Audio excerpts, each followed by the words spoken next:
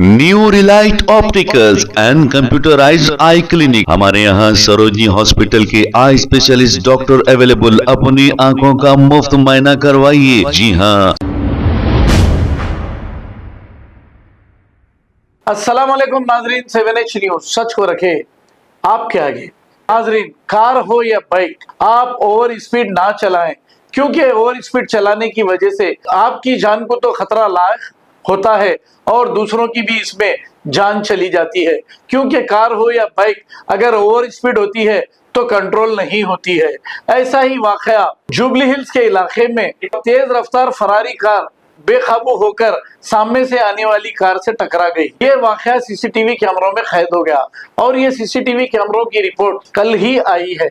आइए देखते हैं इसी की रिपोर्ट।